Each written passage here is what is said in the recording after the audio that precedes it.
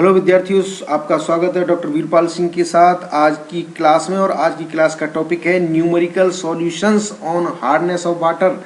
जी हाँ, आज हम अध्ययन करने वाले हैं पानी की कठोरता पर आधारित कुछ न्यूमेरिकल क्वेश्चंस का और उनके सॉल्यूशंस का। यस, आइए देखते हैं एक एक करके।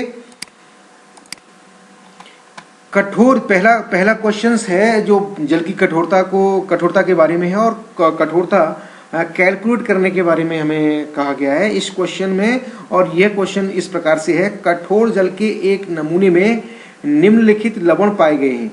कौन कौन से लवण हैं वो देख लेते हैं। कैल्शियम बाइकार्बोनेट है, वो है 0.81 ग्राम प्रति लीटर। और दूसरा है साल्ट जो है मैग्नीशियम बाइकार्बोनेट, इसकी मात्रा है 0.73 ग्राम प्रति लीटर। और चौथा साल्ट है कैल्शियम सल्फेट, इसकी मात्रा है 0.68 ग्राम प्रति लीटर। और चौथा जो साल्ट है वो है मैग्नीशियम सल्फेट और इसकी मात्रा है 1.20 ग्राम प्रति लीटर। जी हाँ, ये चार लवण एक जल के सैंपल में घुले हुए हैं और हमें उनकी कठोरता, जल के 1000 लीटर सैंपल की मात्रा है 1000 लीटर। जल को मृदु करने के लिए, सॉफ्ट बनाने के लिए कितनी मात्रा में लाइम और सोडा की आवश्यकता होगी, तो इनको हम कैलकुलेट करके देखते हैं और देखते हैं कि किस प्रकार से हम सोडा की आवश्यकता होती है, उसकी कितने सोडा की आवश्यकता होती है उस मात्रा को हम निकालेंगे और कितने लाइम की आवश्यकता होती है उस मात्रा को हम निकालेंगे। तो सबसे पहले तो हम एक नज़र इस पर डाल लेते हैं कि जो लाइम होता है वो कहाँ कहाँ आवश्यक है और सोडा जो होता है वो कहाँ कहाँ आवश्यक है। यानी कि लाइम तो सभी चारों लवणों की कठोरता को दूर करने के लिए लाइम की तो आवश्यकता रहती ही है, लेकिन जो परमानेंट हार्डनेस पैदा करने वाले लवण हैं कैल्शियम सल्फेट और मैग्नीशियम सल्फेट, इनकी कठोरता को दूर करने के लिए लाइम के साथ साथ सोडा की भी आवश्यकता पड़ती है। जी हाँ, ये पॉइंट हमारे दिमाग में बड़ा क्लियरली होना चाहिए। तो यहाँ पर हम देखते हैं, हम इस क्वेश्चन के सॉल्यूशन को हम पहले एक विधि से और फिर दोबारा से दूसरी विधि से, दो विधियों से सॉल्व करने की कोशिश करेंगे और हम कोशिश करेंगे कि इनमें से कौन सी विधि सरल है जिसको अपनाया जा सके। पहले प्रथम विधि के बारे में चर्चा करते हैं। देखिए, कैल्शियम बाइकार्बोनेट और ये लाइम के साथ जब रिएक्ट करता है तो लाइम कैल्शियम हाइड्रोक्साइड, तो इससे इसकी हार्डनेस दूर हो जाती है। और देखते हैं कि 162 ग्राम की कैल्शियम बाइकार्बोनेट की जो टेम्परेरी हार्डनेस है उसे दूर करने के लिए 74 ग्राम लाइम की जरूरत होती है। तो यहाँ पर इसमें हम देखेंगे कि कैल्शियम बाइकार्बोनेट के 0.81 ग्राम प्रति लीटर की मात्रा के लवण को दूर करने के लिए कितने कैल्शियम हाइड्रोक्साइड यानी कि लाइम की जरूरत पड़ेगी। तो देखते हैं, 162 ग्राम के लिए तो जरूरत है 74 ग्राम लाइम की, तो 0.81 ग्राम कैल्शियम बाइकार्बोनेट के लिए कितने लाइम की जरूरत पड़ेगी, तो 74/162 इंटू 0.81। अब यहां देखने की बात यह है कि ये जो 74 क्या है, जी हाँ, ये 74 इसका मॉलिक्यूलर वेट है और 162 भी कैल्शियम बाइकार्बोनेट का मॉलिक्यूलर वेट है। और इनको जब कैलकुलेट करते हैं, सॉल्व करते हैं, तो उस जो मात्रा निकलती है वो निकल के आ जाती है कि कितने लाइम की जरूरत होगी।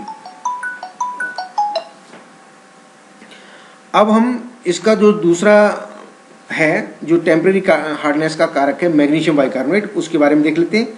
यहां पर हम देख रहे हैं कि मैग्नीशियम बाइकार्बोनेट के 1 मोल के लिए कैल्शियम यानी कि लाइम का एक मोल और मैग्नीशियम कार्बोनेट, फिर दोबारा से इसके लाइम के 2 मोल, यानी कि कैल्शियम बाइकार्बोनेट को कार्बोनेट बदलने के लिए एक मोल और कार्बोनेट को फिर पुनः हाइड्रोक्साइड में बदलने के लिए दूसरे मोल, यानी कि टोटल मैग्नीशियम बाइकार्बोनेट को हम मैग्नीशियम बाइकार्बोनेट की वजह से जो हार्डनेस है उसको दूर करने के लिए हमें लाइम के 2 मॉलिक्यूल की जरूरत पड़ती है। यानी कि हम कह सकते हैं कि 146 ग्राम मैग्नीशियम बाइकार्बोनेट को की वजह से कठोरता को दूर करने के लिए 148 ग्राम लाइम की जरूरत पड़ती है।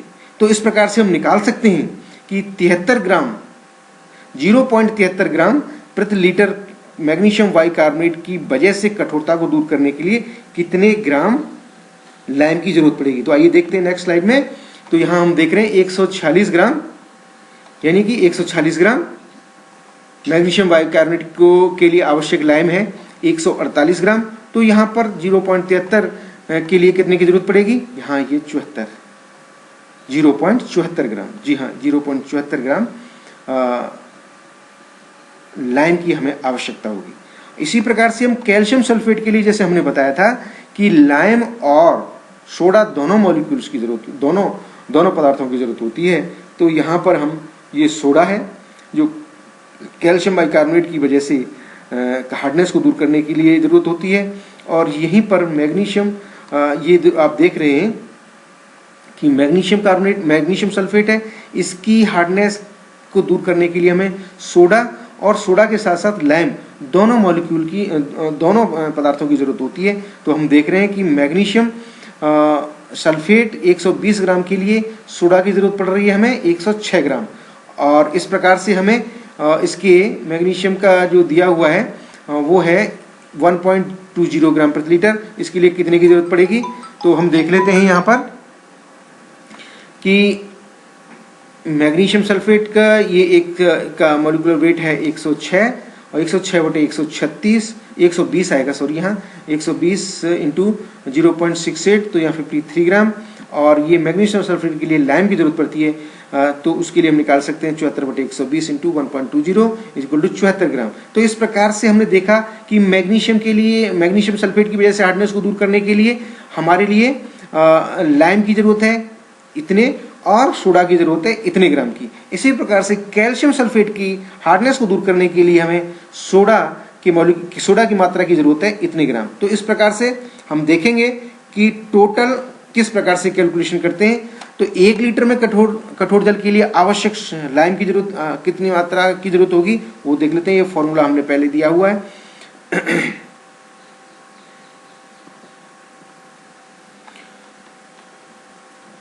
ये है कुल लाइम की आवश्यकता 0.37 प्लस 0.74 प्लस 0.74 इक्वल टू 1.8 ग्राम।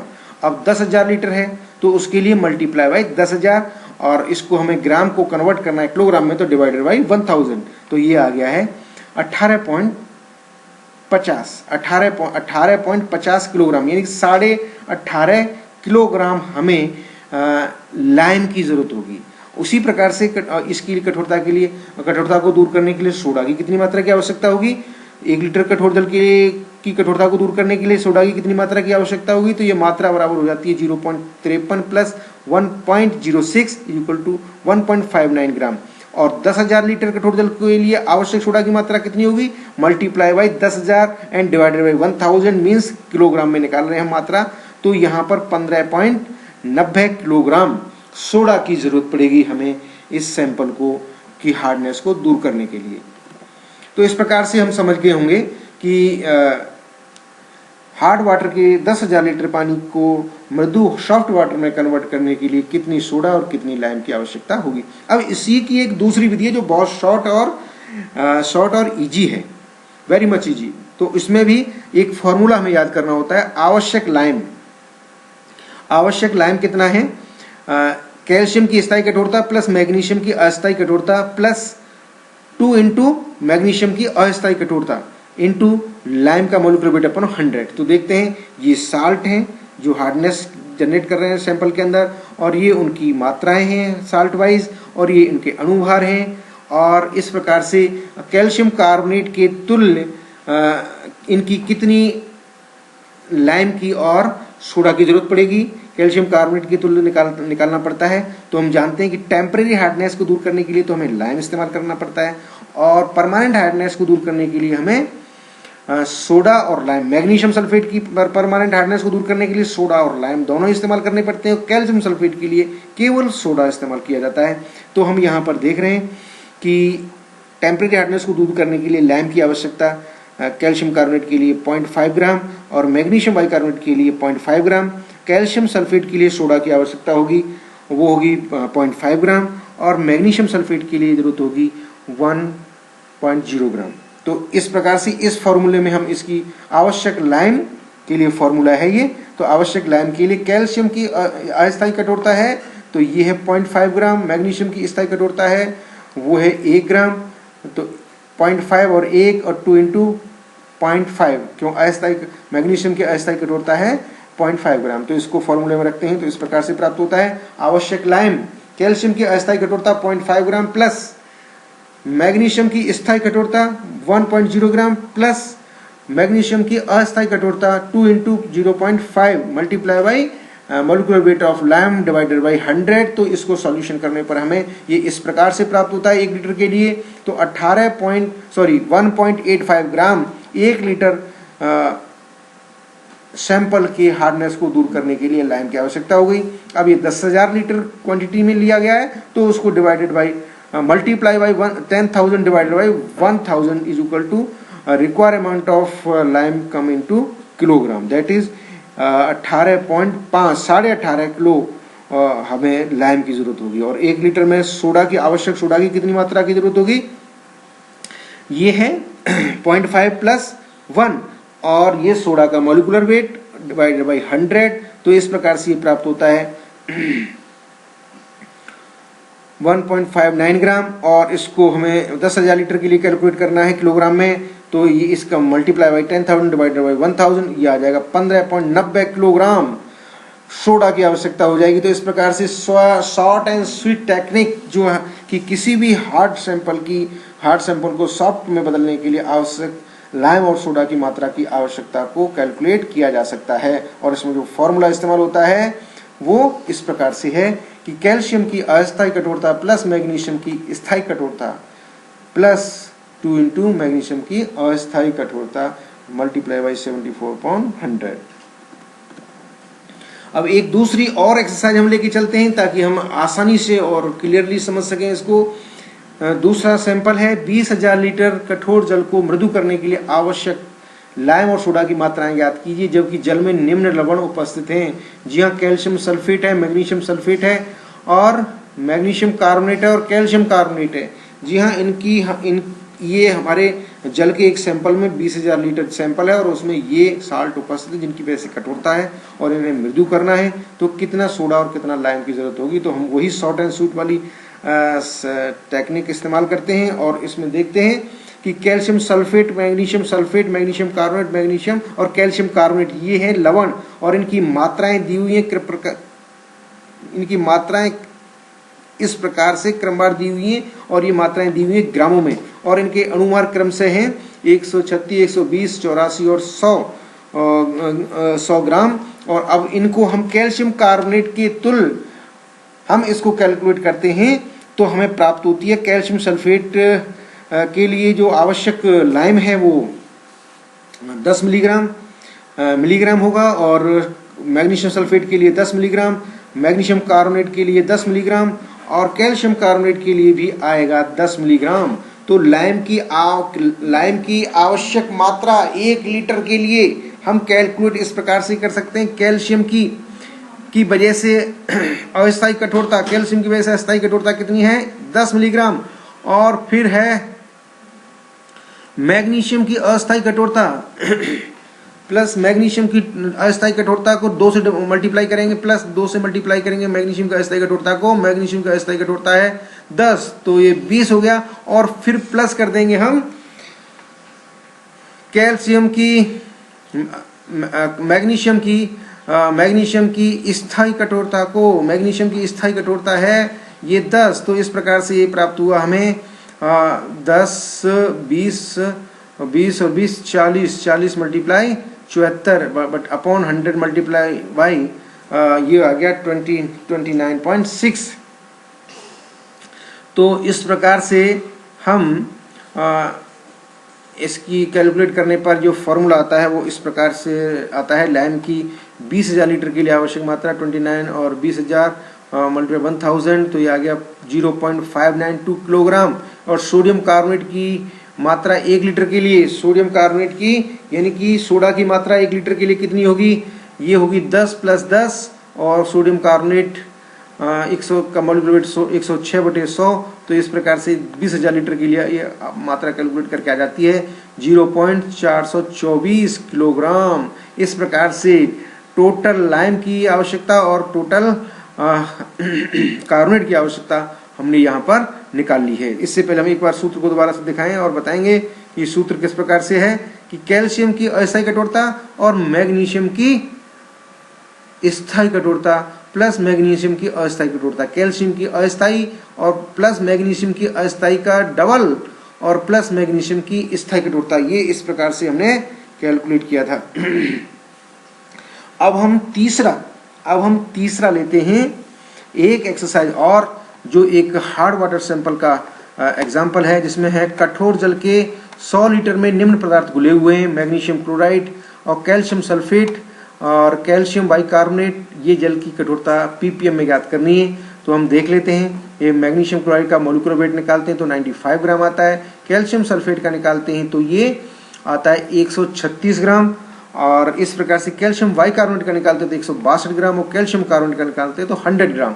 तो इनके मोलिकुलर वेट हमने निकाल लिए हैं और हम यहाँ पर 95 ग्राम मैग्नीशियम क्लोराइड के लिए 100 ग्राम, तो 8.55 के लिए कितना आएगा ये हम इस प्रकार से कैलकुलेट कर लेंगे, यानी कि 100/95 इंटू 8.55, तो ये कैलकुलेट करके 9 ग्राम कैल्शियम कार्बोनेट की आवश्यकता हो जाती है। कैल्शियम कार्बोनेट के इक्विवेलेंट हमें लैम की ज़रूरत हो जाती है। इसी प्रकार से 136 ग्राम कैल्शियम सल्फेट के लिए, ये 136 ग्राम कैल्शियम सल्फेट के लिए हम और के लिए 100 ग्राम कैल्शियम कार्बोनेट, तो 9.52 ग्राम उसकी जो मात्रा दी हुई है उसके लिए 100/136 9.52, तो इसकी मात्रा 12 ग्राम कैलकुलेट हो जाती है। इसी प्रकार से कैल्शियम बाइकार्बोनेट के लिए निकालते हैं 162 ग्राम कैल्शियम बाइकार्बोनेट के लिए, तो 19.44 ग्राम कैल्शियम बाइकार्बोनेट की कितनी की आवश्यकता होगी, तो 100/162 मल्टीप्लाई 19.44 ग्राम, तो ये कैलकुलेट हो जाती है 12 ग्राम। तो कुल कठोरता का भार जो है, कुल कठोरता के लिए जो कठोरता है वो इस प्रकार से कैलकुलेट होती है, 9, 7 और 12 तो 28 ग्राम कैल्शियम कार्बोनेट। इसलिए 100 इंटू 103 सीसी जल की कठोरता कितनी है, 28 ग्राम है, और 10 लाख ml के लिए जल की कठोरता कितनी होगी, इसको मल्टीप्लाई कर देंगे और डिवाइडेड बाई 1000, तो it will result into the kilogram. तो रिजल्ट इज, यहाँ कैलकुलेट करके हम इसका रिजल्ट ज्ञात कर सकते हैं। अब आते हैं हम नेक्स्ट एक्सरसाइज पर। उसमें भी हमने निम्नलिखित आंकड़ों से जल के नमूने की कुल कठोरता कैल्शियम और मैग्नीशियम लवणों के द्वारा अलग अलग कठोरता ज्ञात करनी है। तो देखते हैं, इसमें 50 सीसी स्टैंडर्ड हार्ड वाटर जिसमें 1 ग्राम कैल्शियम कार्बोनेट प्रति लीटर की कठोरता उपस्थित है का अनुमापन सोडियम और मर्क्यूरी ऑक्साइड की उपस्थिति में करने पर 25.6 ml EDTA विलियन और 50 सीसी कठोर जल उपरोक्त अवस्था में 18.18 सीसी विलियन, जिसकी 50 ml कठोर जल अमोनियम क्लोराइड तथा अमोनियम हाइड्रोक्साइड का बफर और एडियोक्रोम ब्लैक टी सूचक 28 सीसी EDTA विलियन। तो यहाँ पर हम इसका निकालते हैं लवणों की वजह से अलग अलग कठोरताएं। तो देखते हैं 1000 सीसी मानक कठोर जल बराबर 1 ग्राम कैल्शियम कार्बोनेट, इसलिए 1 ml मानक कठोर जल is equal to 0.001 gram calcium carbonate, और 50 सीसी मानक कठोर जल is equal to 0.001 into 50 gram calcium carbonate, और इसको कैलकुलेट करने पे तो वैल्यू आती है 0.05 ग्राम कैल्शियम कार्बोनेट, और 25.6 सीसी EDTA विलियन is equal to 0.05 gram calcium carbonate, और इसीलिए 1 सीसी EDTA विलियन is equal to 0.05 gram upon 25.6 gram calcium carbonate प्राप्त होता है। इसको आगे सॉल्यूशन करने पर पता चलता है कठोरता केवल कैल्शियम लवणों की वजह से हो तो 18.18 सीसी EDTA विलियन के लिए 0.05 अपॉन 25.6 18.18 ग्राम कैल्शियम कार्बोनेट, और 50 सीसी कठोर जल में कठोरता तो 0.05 अपॉन 25.6 इंटू 18.8 ग्राम कैल्शियम कार्बोनेट, और 1 ml कठोर जल में कठोरता इसको कैलकुलेट करने के लिए 0.05